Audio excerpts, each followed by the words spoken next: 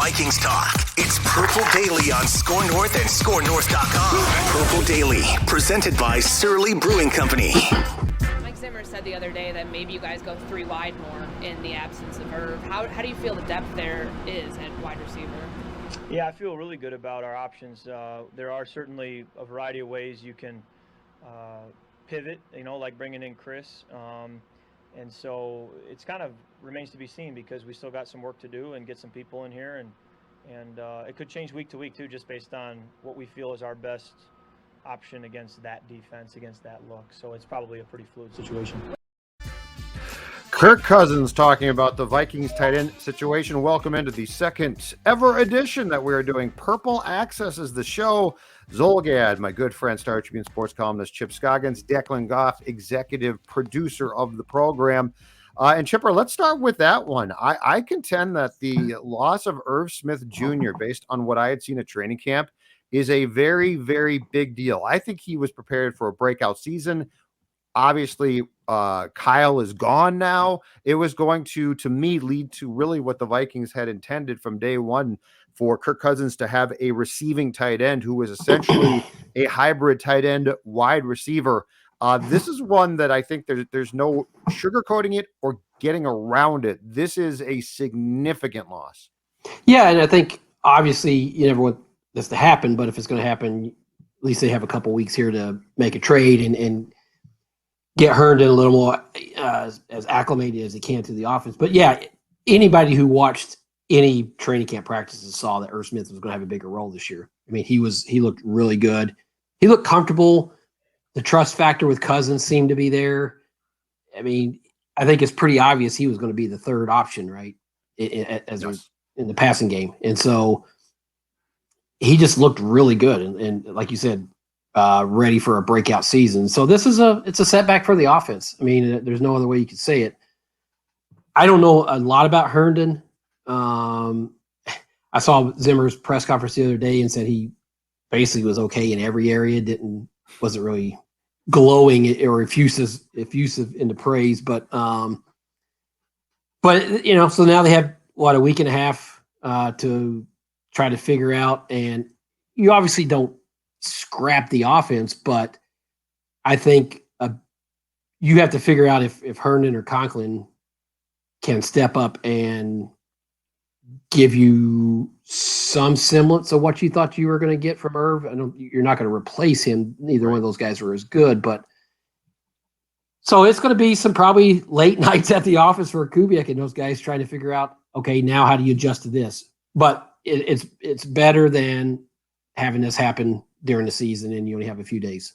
So on Conklin, I think that there's a feeling that those of us who say Irv Smith is a huge loss think that Conklin is not good, which I don't think that. I think he definitely can contribute. I just think Irv Smith has a skill set that lends itself to football in 2021 and in the tight end position. I think that Tyler Conklin is a tight end. I don't think he's a hybrid. I don't think, and that doesn't make him not valuable or not good. So I want to make it clear, nobody's ripping Tyler Conklin, but with Kyle cleared out as well, I just think it opened the door for Irv Smith to sort of at least take a stab at jumping into that group of elite tight end receivers. And I don't think that Conklin or Herndon is going to be able to replace that. No, and I actually like Conklin a lot. What we saw from him at the end of last year, you thought, man, he's got a chance to be pretty good. Mm-hmm. But Smith definitely fits that mold of this new age tight end where it's a receiver, a big receiver basically, and is labeled as a tight end, the hybrid. And so, and I go back to how he looked in training camp. You just felt like this guy is going to be a big part of the offense. And so it's not an indictment on Conklin or Herndon as much as is saying we thought Irv Smith is emerging into being a really important part of this offense, and now you take that away. And so anytime you take a guy that you think has a significant role in your offense, it's going to be a blow. You're just not going to be as good as offense. I mean, I think that's obvious. Doesn't mean you can't still be a really good offense. It's just you've got to figure out different ways and figure out if this tight end group can allow you to do the things that you wanted to do when Irv was there. And I don't know what the answer, if that's yes, or if that's maybe, or if that's flat no. I don't know. Right. And I think he was going to be a tremendous security blanket because of his abilities, Irv, for Kirk Cousins. And now Conklin's still going to catch passes, and Herndon will too. But I wonder if some of those passes that were supposed to go to Irv Smith Jr. are now going to go to KJ Osborne, D.D. Westbrook, or and we haven't talked about this as much, Dalvin Cook, because Dalvin Cook can catch, and I feel like the Vikings, because in the clip that Dex played, Cousins talked about this, and Zimmer has talked about this as well. But until I really see them utilize 3 receiver sets, I'm not going to completely buy it. Like, it's one thing to be like, we can use more 3 receiver sets. But this offense doesn't really rely on that. And so until I actually see them deploy those sets, I'm going to say, I'm guessing that there's going to be more short passing. Conklin helps replace that, and Dalvin Cook does as well. And is that so much philosophical or personnel wise too? Is like, who's your 3 and 4? And do you have that trust factor that to use them? I mean, I think Osborne's had done some nice things in camp. Westbrook, where is he physically, do you think? Well, he really didn't do much in camp. Like he started to practice towards the end. He didn't play in any games. So I think that he is a work in progress. I mean, I can almost guarantee you on September 12th in Cincinnati, the three receivers atop the depth chart are going to be Jefferson, Thielen, Osborne. Westbrook might eventually get into that, but I don't think it's going to be within the first couple games. Yeah, and I think last week Zimmer said they're going to try to ramp him up in practice to get him more, but those things are a process. When you come back from an injury, it's just not like you snap your finger and you're ready to go. You're in game shape. So it's going to probably take a little bit of time for him to get where he wants to be and he expects to be. So it'll be, I mean, I think those are your top 3 right now, at least to start with, seem pretty clear cut. And then I guess we'll just have to see Herndon. I can't sit here and say I know much about him or I've seen him play. Obviously, just looking at his stats, he had a nice rookie season, and it sounds like he's dealt with some injuries maybe or ineffectiveness the last couple of years. But maybe this will be a new lease on life for him, and he can fill a role that that they desperately need. But I just don't know enough about him to even speculate on how big a role he can be in this offense. Right. Back to your question. Is this personnel or philosophy? I think the Vikings personnel reflects offensively their philosophy. So that's what I'm saying is 3 receiver sets sound like fun, right? Like Kirk drive the ball downfield but I mean, when's the last time that we saw that? Mike likes to run. The Kubiak scheme likes tight ends a lot. Which is why I was so high on Irv Smith's potential. But I really do think that for all that they might talk about changing things and doing things differently, this offense is built on a philosophy of the tight end's incredibly important. 2 receivers are incredibly important. So that's what I'm saying. I sort of struggle with, hey, KJ Osborne's going to replace Smith. And plus, look at it too, Chip. The asks of those positions in some ways are completely different. Like KJ Osborne's not going to become a security blanket for Kirk, which is what the tight end can do. So that's where I just don't see them now going into a conference room and saying, okay, Irv Smith's gone. You know what we need a lot more of? High flying 3 receiver sets. Well, especially with the head coach and him being stubborn about what he wants. And so even though you lose your number 1 tight end, I just can't imagine Zimmer telling Kubiak, you know what? Scrap it. Let's get wild. Let's get weird here, Clint. Yeah, exactly. That's right. Yeah. Come on. I've been thinking this up. Let's go Eric Coryell. Let's go against everything I believe in. Yep. So no, I agree with you. I think it's more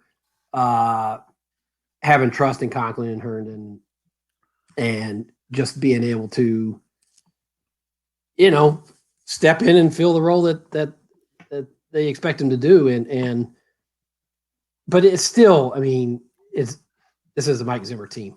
It's going to be meat and potatoes. It's going to be the 2 main wide receivers. It's going to be a lot of Dalvin. I don't think we may see some new wrinkles and whatnot, but I don't think we're going to just see a big fundamental shift in how they do things. Absolutely not. Cuts are done now. Now we got the first batch on Tuesday. Clearly, with this long wait until the season starts now, they're getting more creative. Like they're cutting they're cutting their specialists, but then they're bringing them back. I'm sure that's for roster protection of some guys. But now that we are recording this on Thursday, did anything surprise you as far as the cuts? No. Well, when I saw them and not knowing kind of what was happening behind the scenes, you're like, what? They're cutting their punter. They cut Everson, but clearly it's just kind of jumping through hoops there a little bit to get you're right, roster protection guys. But no, I guess nothing really jumped out. I mean, after watching Browning, I didn't think there's any way they're keeping him. So nothing. I mean, Dakota Dozier, I thought we all just assumed he was going to be on the out. So nothing there. It's interesting. Manion's back. Yeah. And we knew they were going to. It's funny, when Mike Zimmer was asked about yesterday, I think it was about, is he comfortable with Kellen Mond being your backup? And he said, well, for today, basically, till he signs someone. But I even go back to, I guess Manion's a sure thing. If you have to use him, then Mond, I don't know. Do you feel comfortable with Mond playing though in Mond's development? No. That's where I come in. I'm more worried about if this is really going to be, let's say in 2 years, he's your guy. Okay. Yeah. I don't see the upside to playing him. I mean, because the philosophy of some is, well, he could get out there and he's athletic and he can run around and blah. And that's great to say, but we've seen guys who are clearly in over their head before where it's detrimental. And I don't want to ruin him before he gets started. That's my I would. Yeah, I wouldn't want to put him out there before he's ready. And so we knew they were going to get a veteran, and I don't know what other veterans are even out there or available. If there's guys that are better than Sean Manion, they may look at it as like, if Cousins goes down, this thing's, even if you have a veteran you're signing off the street, is probably in a tough spot anyway. So, but yeah, I mean, to your larger point, nothing really, there were no surprise cuts in there that grabbed your attention. I think most of them were pretty much what everybody assumed was going to happen. Mm-hmm. So let's go back to the decision to bring Manion back after he got cut by the Seahawks. So he was signed to the practice squad. So to your point is, I think you could get a veteran backup, but he would have to be on the 53 if he was competent. They clearly want to carry Manion on the practice squad, and he is at a stage of his career where I think that probably works. And I think that's solely done, Chip, because if Kirk Cousins misses 4 games, they're screwed. Okay. So this can't be Teddy's leg blew up and now we're going to play Sean Manion. But I think what they're doing is, and this is where I think I'm fine with it. One, they're trying to protect a roster spot. I assumed that the third quarterback would have to be on the 53. That's not going to happen. And two, this is being done, I think, solely because if you get to a Sunday morning and Kirk is deemed to have been close contact on COVID and he can't play, I think they're smart enough to say, we have to activate Manion to play, because the last thing that we want to do is go knock on Kellen Mond's hotel room door and say, hey kid, you're starting, because there's no time to adjust the game plan. Yeah. And speaking to bringing Manion back here versus just whoever, another guy, you're better off having a guy that knows your system, has been around, correct, and knows your personnel, knows your offense. So if you get in a pinch and you say, holy cow, Cousins is down today because of a test or whatever, you would feel a lot more comfortable having a guy who's been in that room and knows the system and can just step in. So yeah, I think that's what it is. It's he's an emergency guy. I mean, that's what he is. And I think it is beneficial for these teams with the new practice squad rules, where the size and it doesn't matter service time, right? Right.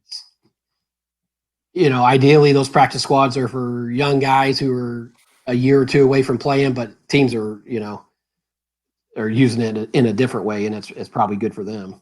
Yeah, and I think it's here. So it's been the last 2 years that I think you can carry 16 guys, including 6 veterans now. And I think that's here to stay as part of the probably fairly soon to come 18-game schedule. Well, yeah, there has to. If you keep adding games, there better be a trade-off here because you gotta have some create some jobs because you're gonna run out of players. Yeah, I mean, I understand the NFL that if they could play every day and every day of the week, 12 months out of the year they would because they'd make money. But Judd, when you keep adding games, even now, even when it was 16, when you get to the end, those last 4 games, it's attrition. It's attrition, and I mean, we were in as beat writers, we were in that locker room a lot late in the season, and you're thinking, how is this player going to play on Sunday when you see him on Monday or Tuesday or hobbling or whatever? It's like this, but they find a way. But I'm not sure it's the highest quality of football late in the season. But now you're tacking on, especially. I mean, if you're in playoff contention, yeah. But if you're down and out and you're playing young guys because you're beat up or teams have been hit hard with injuries, they already were limping to the finish line with 16, and now you're adding more games. So, and they're going to 18. They're going to 18 because 17 makes no sense. Yep, it makes money, so they'll do it. So to your point about what we saw on the beat and in covering that league, I think the most impressive is the wrong word. I think the most impactful thing that I saw as far as what you're talking about, because, you got guys on crutches and you got guys with casts on and you got guys, but the day-to-day most impactful thing that I saw post-game was the amount of guys who needed help putting their shirt on, or the amount of guys who you could tell were walking like they were 85. But I mean, do you remember the one game, was it Tampa? Jared Allen played a really good game. And after the game, he was talking to us and he literally called somebody over and said, "Can you help me with my shirt?" Because he couldn't get his arm back. Well, you'd say that too, or guys when they would, some guys, I don't know if they still do as much, but would wear, nice coats or sport coats or whatever. The struggle to get those things on after a game sometimes where they would need help, somebody to, help them get their arm up in it. And it's you see just the carnage that takes place on their bodies week to week. And so the league had to make concessions on roster sizes and practice squad and that type of thing, because you can't keep asking and taking and not give them some help on the other side in terms of expanded rosters. Yeah, that car wreck thing is no joke. Like that, playing in a game is literally like being in a car accident every Sunday. It's crazy. Hey, I want to get to the expectations for the offense, but before I do, NFL players might need help putting on their shirts, Chip Scoggins, but all we need is what? We need somebody going to the refrigerator to grab us Minnesota's favorite IPA. Of course, all Vikings content, Purple Daily, and this show, Purple Access, brought to you by our friends from Surly Brewing. And I believe Chip will agree with me in saying that his favorite Surly to crack open, and it's getting to be fall football time to watch lots of games, Surly Furious, right? Solid on not saying that, Surly Furious? Not only my favorite Surly beer, my favorite beer of all time, Surly Furious. It is wonderful. The best beer there is. Chip Scoggins, a very smart man. You know why he's smart? Because he doesn't settle. He gets surly. Okay, the offense. They got some more time, and unfortunately, Irv Smith got hurt against the Chiefs on Friday night. Do you think September 12th, with a lot of guys, by the way, who didn't play back in, do you think a switch gets flipped against the Bengals and the offense comes out looking not midseason form, but do you think that they look pretty good, or do you have concerns? Yeah, I would say I have not. I know some people felt like the sky has fallen because the offense looked, let's be honest, bad in the preseason. But when you don't have Dalvin Cook and Justin Jefferson, it's not going to look great. It's not, and you're playing your backup. So concerns, yeah. I mean, I still have concerns, questions, whatever about the offensive line, how good that unit's going to be. But if you tell me you're getting Dalvin and Justin Jefferson back in the offense, I'm gonna go out on a limb and say it's gonna look a little bit better than what we saw in the preseason. So I think they'll be fine. I still think this is a good offense, even without Irv Smith. Obviously, you're missing a big piece of it, but I don't think that's going to just completely, the thing's going to unravel in a way that, okay, if you didn't have Dalvin or if you didn't have Justin Jefferson, now we're having a different conversation. Right. I still think you have your three best playmakers at wide receiver and running back. And so I still have high expectations and think this should be a high scoring offense, even without Irv Smith. Yeah, I guess the only thing that I am, well, there's two things I'm concerned is the wrong word, interested to see. One, how does Rashad Hill hold up at left tackle? Because he's going to be there for a while at this rate. And then two, does Jefferson, Thielen, and Cook being back? And the answer to this might be yes. Does that sharpen Kirk's play? Because I never really did see Kirk look sharp, but to your point, he also didn't have a bunch of guys who were really good. And so do you put Thielen, Jefferson, and Cook on the field and things click and they're fine?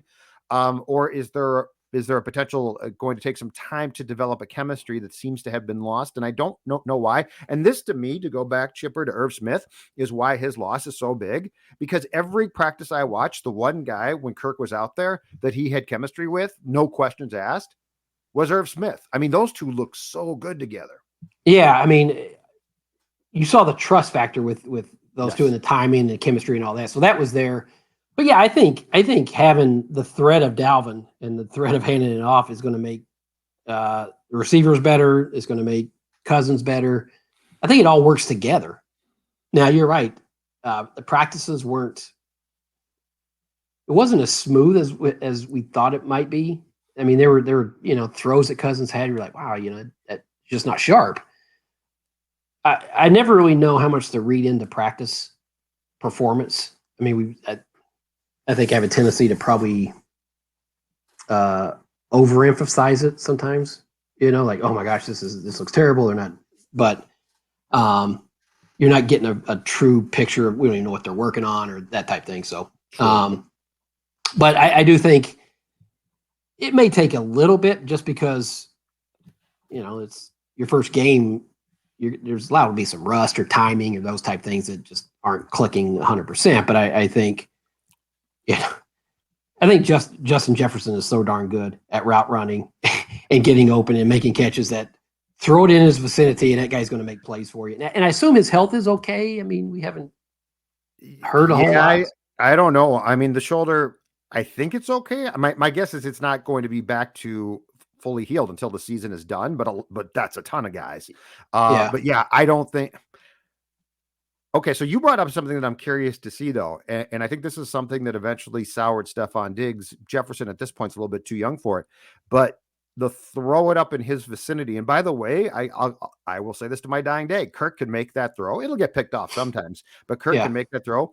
But that's where I'm curious if they allow that. Like, do they consistently say this kid is so good that we are going to take some chances on, let's say 50-50 balls, because we think he wins that one? Because if you do that's where, like, Moss, who I'm not directly comparing them, but Justin Jefferson's really damn good. That's where, like, Moss was so special, right? 50-50 ball. He caught it again. Yeah. Well, is that in Cousins' DNA to take those kind of chances? It's not, but he can make the throw. And at some point and at some point in time, you've got to say, hey, Kirk, you can make that throw. And more importantly, 18 can make the catch. Yeah. Yeah. I mean, and that comes down to probably, the more they're together and the more chemistry and all that, and Cousins just realizing, okay, he's going to win more times than not when I throw it there, and not being afraid to make a mistake type thing. And the head coach allowed him to play. Well, that's the thing about it is think about the checks and balances on this team offensively. It's like they are always driving with the governor on. And it's like, I want to go 75. Look, 55. Okay. We only go 55 in this house. It's like you're driving with your old man. And so you've got Zim, who says, hold on a second, Dalvin Cook has to run the ball. And then you're like, hold on, Justin Jefferson can make that catch. Dalvin Cook has to run the ball. Then you got Kirk, who we really don't know, but I think you're right. I think he's like, I don't really know if I want to make that throw. It's like, no, you can make it. And that's what makes Kirk special. Like, go to some of the hard throws Kirk's made. He's completed them. He's completed them. Well, he's an accurate. You give him time, he's an accurate passer. That's probably why Kubiak, though, moved up to the press box, right? He's like, I can't hear you, Zim. If he's on the field, he can grab him. He can be in his face, right? Here's my 10-cent theory on that whole thing. I'm guessing because Clint was on the sideline previously that Kirk wanted him down there to work with him directly. And then they saw it for a game and they're like, I don't know about this. Cause then you've got other people coming over to you. And so I like I do believe a young coordinator. And the difference is, and this is what sort of concerns me for Clint. Kevin Stefanski worked on the sideline to call plays, but he had Gary upstairs. Yeah. Who's Clint's fallback? Well, and you're probably right about that Cousins, they're just so used to talking to each other on the sideline. It's like, hey, why do we let's just keep doing that. But if I was a coordinator, I would definitely want to be upstairs just because you can see. I mean, you hear Zimmer saying it all the time. And I think he's being truthful. And it's like, you miss so much when you're on the field. You can't see the opposite side. You can't see what's happening, deep. And so if you're a coordinator, I don't know why you'd ever be. I mean, I understand you can have face-to-face conversations with guys, but just to be able to see the entire field and have a better vantage point, I would much rather. I think it's much better for those guys to be up top. Absolutely. And if you're young and now you've got, Jefferson coming over and being like, I was open on and Thielen who does plenty of talking, and then Cousins wants to talk to you. And I mean, you don't need that. That's the thing is that job, people who are good at that job, like Shermer was great in 2017, make it look easy. Mm-hmm. We know that job's a bear. I mean, that's a tough job. And every distraction that gets put into the situation, makes it tougher and tougher. So I'm with you. 34, you should be upstairs and as shielded as possible from all the chaos. I mean, that sideline flat out is chaos. A sideline is chaos. You don't need that.